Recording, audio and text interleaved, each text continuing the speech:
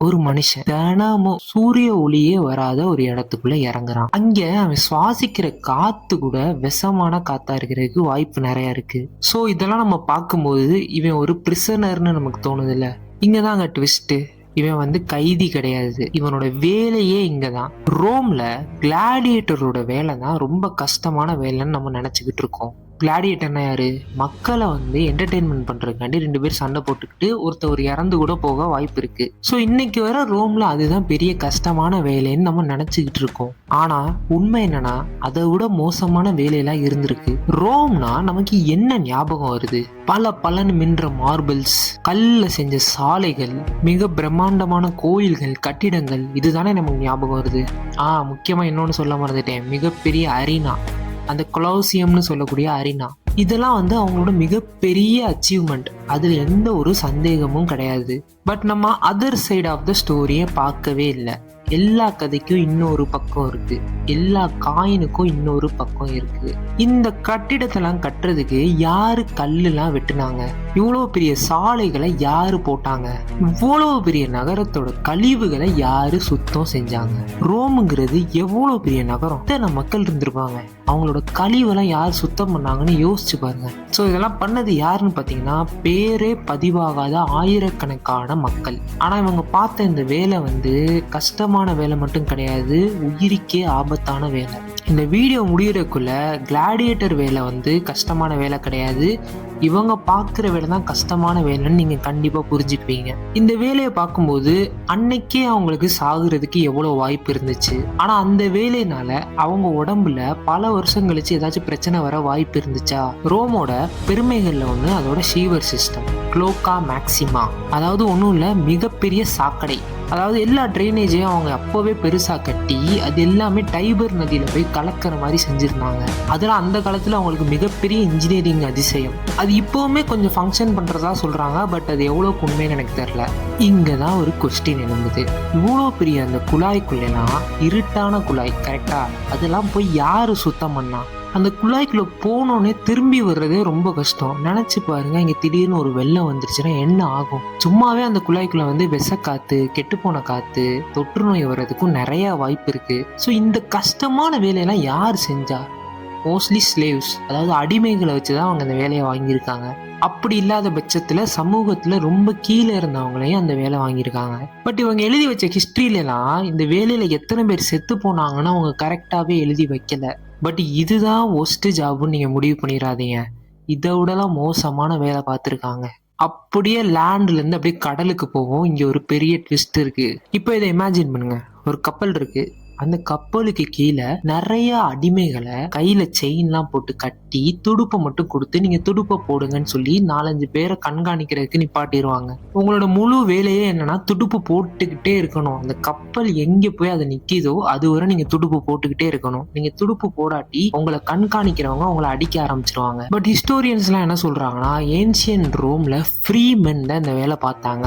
அதாவது ஃப்ரீ மென்லாம் யாருன்னு பாத்தீங்கன்னா, இவங்க அடிமைலாம் கிடையாது. இவங்க சம்பளம் வாங்கிட்டு இதுக்காகவே ட்ரைனிங் எடுத்துட்டு இந்த வேலையை பார்த்தாங்கன்னு சொல்றாங்க. இவங்க கையில எல்லாம் சங்கிலியும் இருக்காது, இவங்களை யாரும் கண்ட்ரோலும் பண்ண மாட்டாங்க. ஏன் இவங்களுக்கு எல்லாம் செயின் போடலைன்னா, அந்த கப்பல் இன்னொரு கப்பலோட போருக்கு போகும்போது இவங்களும் சண்டைக்கு போகணும். இவங்க கையில செயின் மாட்டிருந்தா இவங்க பயந்துருவாங்க. அப்பதான் இவங்களால சண்டைக்கு போக முடியும்னு செயின் போடாம வச்சிருந்தாங்க. சோ இதுல எது உண்மை? ரோம் அடிமைகளை வச்சு கப்பலை நகர்த்தினாங்களா இல்ல ஃப்ரீ மண்ணை வச்சு நகர்த்தினாங்களா? ஹிஸ்டோரியன்ஸ்லாம் என்ன சொல்றாங்கன்னா, சில நேரத்துக்கு ஸ்லேவ்ஸையும் யூஸ் பண்ணியிருக்காங்க, சில நேரத்துக்கு ஃப்ரீ மண்ணையும் யூஸ் பண்ணியிருக்காங்க. பட் எப்படி பார்த்தாலும் இது ரொம்ப கஷ்டமான வேலை. துடுப்பு நீங்க 10 மணி நேரம் 15 மணி நேரம் தொடர்ந்து போட்டா அவங்க நிலைமை என்ன ஆகும்னு நினைச்சு பாருங்க. இப்போ நம்ம பார்க்க போறது இதை விட இன்னும் மோசமான வேலை. அரீனா, கொலோசியம் அப்படின்னா நமக்கு என்ன ஞாபகம் வருது? கிளாடியேட்டர்ஸ். ஆனா இந்த கொலோசியம்ங்கிறது ரன் ஆகுறதுக்கு அதுக்கு பின்னாடி நிறைய பேர் வேலை பார்த்தாங்க. பெஸ்டியாரி, அதாவது காட்டு மிருகங்களை எல்லாம் ஹேண்டில் பண்ணி அதுங்களோட சண்டை போட்ட ஆட்கள். கான்ஃபெக்டோரஸ், இந்த சண்டையில எல்லாம் காயப்பட்டு இருக்கும்ல மிருகம், அதெல்லாம் கொல்றது இவங்களோட வேலை. இதெல்லாம் விட வித்தியாசமான ஒரு வேலை இருந்திருக்கு.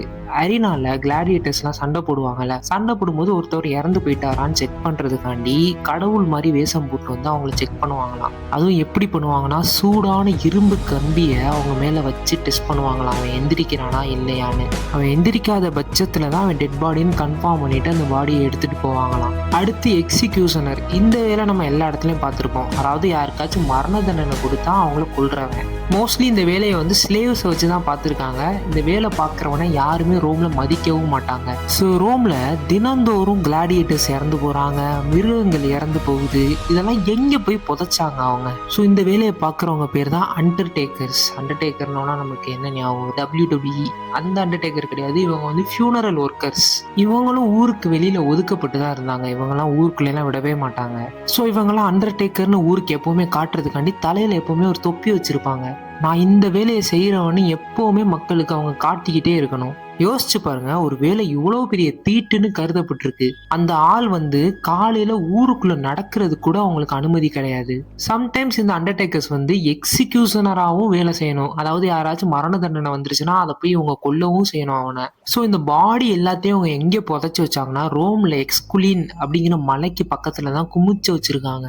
பிற்காலத்துல அந்த பொணங்கள்லாம் புதைச்சி வச்ச இடத்துல ரோமன்ஸ் என்ன பண்ணிருக்காங்கன்னா, ஒரு லக்ஸுரி கார்டன் கட்டியிருக்காங்க. அந்த பிணங்கள் மேல மண்ணை நல்லா மூடி கார்டனே வச்சிருக்காங்க. இதுக்கடுத்து கொடூரமான வேலை எதுன்னு பாத்தீங்கன்னா, கன்ஸ்ட்ரக்ஷன் ஒர்க்கர்ஸ், மானுமெண்டல் ஒர்க்கர்ஸ். இதெல்லாம் ஏன் ஆபத்தான வேலைன்னா, அவங்களாம் ரொம்ப உயரத்துல குவாரியில போய் வேலை பார்க்கணும். எந்த ஒரு சேஃப்டியுமே அவங்களுக்கு இருக்காது. சுரங்கத்திலே போய் வேலை பார்க்கணும், எந்த ஒரு சேஃப்டி ப்ரிகாஷன்ஸ் இல்லாம. இதை விட்டு அவங்க ஓட பார்த்தாலும் அவங்களுக்கு ரொம்ப பெரிய தண்டனை கிடைக்கும். அதனால அவங்களுக்கு வேற எந்த சாய்ஸுமே இல்லை. அந்த வேலையை அவங்க கண்டிப்பா பாக்குற நிலைமையில இருந்தாங்க. ஆனா நம்ம இப்ப பார்த்த எல்லா வேலையும் விட ஒரு வேலை இருக்கு. ரோமன்ஸ் அந்த காலத்துல இதை சாவுக்கு சமமா கருதுனாங்க. ரோமுக்கு காப்பர், சில்வர், கோல்டு எல்லாமே தேவைப்பட்டுச்சு. அதெல்லாம் பூமிக்கு அடியில இருக்குன்னு நமக்கு தெரியும். யாராச்சும் அதை தூண்டுனாதான் நமக்கு அது கிடைக்கும். கரெக்டா? ரோம்ல சாவுக்கு மேல ஒரு தண்டனை இருந்துச்சு. அந்த தண்டனை பேர் என்னன்னு கேட்டீங்கன்னா, டேம்னேஷியோ ஆட் மெட்டல்லா, அதாவது சுரங்கத்துல தண்டனை. இது வந்து மிக கடுமையான தண்டனை. ரிப்பப்ளிக் பீரியட்ல இது கிடையாது, பட் ராஜா காலத்துல இது இருந்துச்சு. ஸோ என்ன பண்ணுவாங்கன்னா, அவனோட லீகல் ஸ்டேட்டஸ், அவனோட சிட்டிசன்ஷிப், அவனோட எல்லாத்தையுமே மொத்தமா பறிச்சிருவாங்க. ஆக்சுவலி சட்டப்படி அவன் செத்துட்டான், அதனால அவன் நாட்டை விட்டு ஒதுக்கி சுரங்கத்துல தூக்கி போட்டுருவாங்க.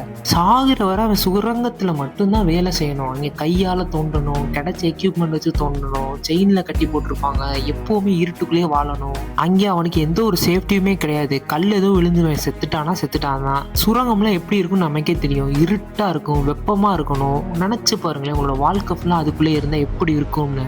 உங்க குடும்பத்தை கூட நீங்க பார்க்க முடியாது. எப்பவுமே அங்கேயே இருக்கணும், தினம் செத்துக்கிட்டே இருக்கணும். வெளியேறதுக்கு வழியே கிடையாது. சாகுற வரை கிட்டத்தட்ட கொஞ்சம் கொஞ்சமா சாகுறதுக்கு சமம். நாம இன்னைக்கு ரோமோட ரோட்ஸ், டெம்பிள்ஸ், கிளாசியம்லாம் மிகப்பெரிய அச்சீவ்மெண்டா பாக்குறோம். அழகா இருக்கு, பெருமையா இருக்கு. ஆனா இந்த அச்சீவ்மெண்ட்ஸ்க்குலாம் பின்னாடி ஆயிரக்கணக்கான பேர் தெரியாத மனிதர்கள் இறந்து போயிருக்காங்க.